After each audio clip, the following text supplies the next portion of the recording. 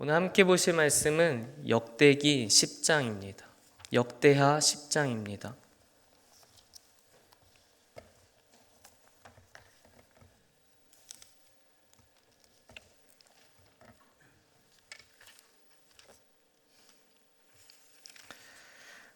역대하 10장 1절에서 19절 말씀 함께 교독하시겠습니다. 르호보암이 세겜으로 갔으니 이는 온 이스라엘이 그를 왕으로 삼고자 하여 세겜에 이르렀음이더라. 느밧의 아들 여로보암이 전에 솔로몬의 왕의 낯을 피하여 애굽으로 도망하여 있었더니 이 일을 듣고 여로보암이 애굽에서부터 돌아오매 무리가 사람을 보내어 그를 불렀더라. 여로보암과 온 이스라엘이 와서 르호보암에게 말하여 이르되 왕의 아버지께서 우리의 멍에를 왕은 이제 왕의 아버지께서 우리에게 시킨 고역과 매우 무거운 멍에를 가볍게 하소서. 그리하시면 우리가 왕을 섬기겠나이다. 르호보암이 그들에게 대답하되 3일 후에 다시 내게로 오라 하매 백성이 가니라. 르호보암 왕이 그의 아버지 솔로몬의 생전에 그 앞에 모셨던 원로들과 의논하여 이르되 너희는 이 백성에게 어떻게 대답하도록 권고하겠느냐 하니 그들이 대답하여 이르되 만일 왕이 이 백성을 후대하여 기쁘게 하고 선한 말을 하시면 그들이 영원히 왕의 종이 되리이다 하나 왕은 원로들이 가르치는 것을 버리고 그 앞에 모시고 있는 자기와 함께 자라난 이르되 너희는 이 백성에게 어떻게 대답하도록 권고하겠느냐. 백성이 내게 말하기를 왕의 아버지께서 우리에게 매운 멍에를 가볍게 하라 하였느니라 하니 함께 자라난 젊은 신하들이 왕께 말하여 이르되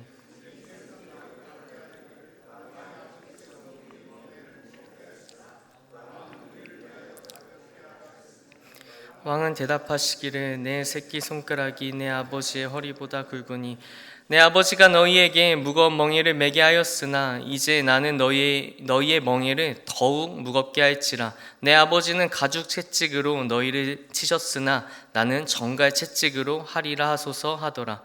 3일 만에 여로보암과 모든 백성이 르호보암에게 나왔으니 이는 왕이 명령하여 이르기를 3일 만에 내게로 다시 오라. 왕이 포악한 말로 대답할세 르호보암이 원로들의 가르침을 버리고 젊은 신하들의 가르침을 따라 그들에게 말하여 이르되 내 아버지는 너희의 멍에를 무겁게 하였으나 나는 더 무겁게 할지라. 내 아버지는 가죽 채찍으로 너희를 치셨으나 나는 정갈 채찍으로 치리라. 왕이 이같이 백성의 말을 듣지 아니하였으니 이 일은 하나님께로 말미암아 난 것이라. 여호와께서 전에 실로 사람 아히야로 하여금 느밧의 아들 여로보암에게 이르신 말씀을 응하게 하심이더라. 온 이스라엘은 왕이 자신들의 말을 듣지 아니함을 보고 왕에게 대답하여 이르되 우리가 다윗과 무슨 관계가 있느냐. 이새의 아들에게서 받을 유산이 없도다. 이스라엘아 각각 너희의 장막으로 돌아가라. 다윗이여 이제 너는 내 집이나 돌보라 하고 온 이스라엘이 그들의 장막으로 돌아가니라. 그러나 유다 성읍에 사는 이스라엘 자손들에게는 르호보암이 그들의 왕이 되었더라. 역군의 감독 하도람을 보냈더니 이스라엘 자손이 저를 돌로 쳐 죽인지라. 르호보암 왕이 급히 수레에 올라 함께 읽겠습니다. 이에 이스라엘이 다윗의 집을 배반하여 오늘날까지 이르니라. 네, 오늘 본문 10장은요 1장부터 9장까지 묘사되었던 찬란했던 이스라엘의 통일 왕국 시대에서 이제 분열 왕국으로 변환되는 전환점입니다. 솔로몬이 죽고 그의 아들 르호보암이 왕이 되었습니다. 이에 처음 소개되는 장면은요 남유다와 북이스라엘이 분열되는 사건입니다. 처음 소개되는 장면이 남유다와 북이스라엘로 분열되는 사건이죠. 역대하를 묵상하면 이스라엘의 그 찬란했던 모습들이 꿈같이 보였던 그 부강했던 모습이 영원할 줄 알았는데 그 찬란함, 그 부강함이 어쩌다가 이렇게 바로 무너지게 됐을까요? 1절을 보면요 솔로몬의 아들인 르호보암이 세겜 땅으로 가게 됩니다. 르호보암 왕이 백성들의 요구에 따라서 그 세겜으로 가게 된 건데요 이는 북쪽 지파들의 지지를 얻어서 그 왕권을 확립하려고 한 것입니다. 역대하 1장 1절을 보면 그 솔로몬이 어떻게 시작했는지가 나오는데, 그때는 다윗의 아들 솔로몬의 왕위가 견고하여 라면서 역대기가 시작이 됩니다. 그런데 오늘 그 르호보암은 자신의 왕위를 확립하기 위해서 북쪽 세겜으로 가는 장면으로 시작이 되죠. 세겜은 예루살렘에서 북쪽으로 한 62km 정도 떨어진 곳인데 후에 북이스라엘의 수도가 되는 곳입니다. 2절 말씀을 보면요, 느밧의 아들 여로보암이 북쪽 지역의 대표가 돼서 르호보암에게 말을 합니다. 솔로몬 왕이 우리에게 너무나 큰 짐을 지게 했습니다. 고역을 시켰습니다. 이 무거운 멍에를 가볍게 해주시면 우리가 왕을 따르겠습니다 라고 여로보암이 북쪽을 대표해서 르호보암에게 말을 합니다. 어쩌다가 이렇게 되었을까요? 이스라엘의 왕권은 하나님께 달려 있습니다. 그런데 기름 부은 왕이라고 하더라도 그들이 그 백성들의 지지를 단번에 얻게 되는 것은 아닙니다. 사울의 불순종으로 그의 왕권이 다윗에게 넘어갔고요.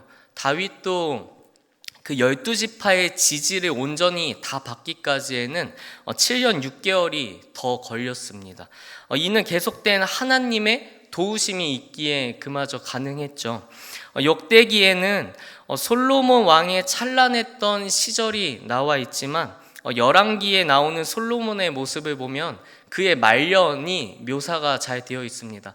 솔로몬 왕의 말년을 보면 이방의 수많은 아내들을 맞이하게 되고요. 그리고 우상을 섬기게 됩니다. 하나님의 경고에도 돌이키지 않게 되죠. 무엇을 여기서 알 수 있습니까? 역대하 1장 1절을 보면 다윗의 아들 솔로몬의 왕위가 견고하여 라고, 다윗의 아들 솔로몬, 그러니까 다윗이 하나님께 엎드렸던 그 행위들로 인해서 솔로몬의 왕위가 견고하기 시작하는 것을 볼 수가 있습니다. 그런데 솔로몬의 아들 르호보암은 그 솔로몬 시대에 솔로몬이 반역했던 그러한 모습들로 인해서 그 솔로몬 때에 심지어 반역을 꾀했던 걸로 이집트로 도피를 했던 그 여로보암이 르호보암 앞에 나서서 그의 행위에 대해서 따지는 것으로 시작이 됩니다. 그만큼 왕권이 흔들린 상태에서 시작을 하게 된 것이죠. 다윗의 뒤를 이어서 왕이 된 솔로몬의 그 왕위는 너무나 견고했고 그의 나라는 부강해져 갔지만 솔로몬의 뒤를 이은 르호보암은 그의 왕권이 흔들리는 상태로 시작됐습니다. 이것은 다윗의 유산은 똑같이 얻은 것처럼 보였죠. 그가 만든 그 하나님의 그 백성들의 나라, 그래서 부강해진 이스라엘을 솔로몬이 받고 르호보암이 이어받은 것처럼 보였지만 다윗의 진정한 유산은 그런 나라가 아니라 믿음이었던 것을 알 수가 있습니다. 그의 자녀들이 무엇을 유산으로 받았는지에 대해서는 솔로몬과 르호보암의 지혜를 통해서도 엿볼 수가 있습니다. 솔로몬의 40년간의 통치 동안 20년은 그 하나님의 성전을 짓고 그 하나님께서 허락하신 솔로몬의 왕궁을 짓는 것으로 20년이 사용이 됩니다. 그렇기 때문에 이스라엘 백성들이 짊어졌던 짐이 컸습니다. 적다고 말할 수 없죠. 그 20년 동안 그 찬란한 성전과 왕궁을 짓는 데 동원됐기 때문이죠. 하지만 4절에서 여로보암이 말하고 있는 것처럼 무거운 멍에와 고역으로 그것들을 압축시켜서 말하는 것이 맞을까요?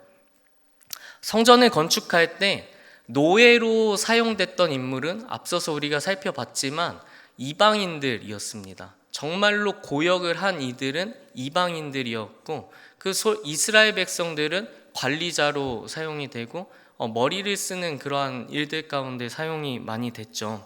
물론 힘들었을 것입니다. 세금도 컸겠죠. 하지만 솔로몬을 통해 그 무역으로 통해 그들이 벌어들였던 그런 수익들을 생각하면 훨씬 더 부강한 나라가 됐다고 계속해서 묘사를 했습니다. 그 어느 때보다 부유한 나라가 되었죠. 그렇기 때문에 영토도 확장이 되었고 견고해졌고 못 쓸 것 같았던 땅들도 비옥해지는 것을 보게 됐습니다. 그들이 누렸던 하나님의 은혜가 너무나 컸고요. 그래서 그들 또한 그것을 노역이라고 생각하지 않고 성전이 완공됐을 때 하나님을 찬양하는 그러한 장면들이 나왔습니다. 그렇다면 이 어리석은 자들에게 르호보암은 어떻게 나아갔어야 했을까요? 북쪽 세력의 요구를 듣고 솔로몬은 그 솔로몬 옆에 있던 그 원로들에게 르호보암이 의견을 구합니다. 원로들, 솔로몬과 함께했던 원로들에게 의견을 구합니다. 그들은 백성들에게 너그럽게 대해주라고 얘기를 하죠. 그랬더니 이번엔 르호보암이 그 자신과 함께 자란 40세 전후의 젊은 신하들에게 다시 한번 의견을 구합니다. 여기에서 그들이 40세 전후의 장년들이지만 성경에서는 소년들, 아이들을 뜻하는 옐리드라는 단어가 사용됩니다. 장년이지만 그들의 미숙함, 교만함에 대해서 성경에서 나타내고 있는 것이죠.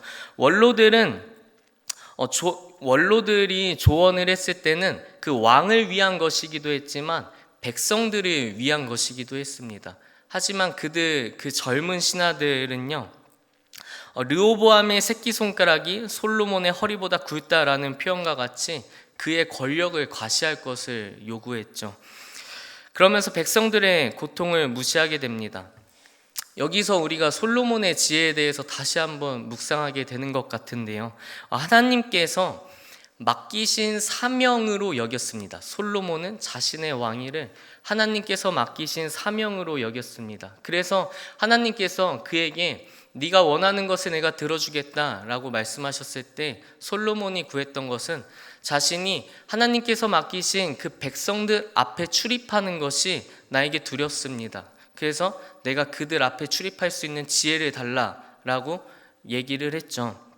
그랬더니 하나님께서는 그 백성들을 이끌 능력을 주시고 그 백성들 앞에 출입하게 하시고 후에는 이방 나라의 왕들이 오히려 솔로몬 앞에 출입을 하게 만드셨습니다.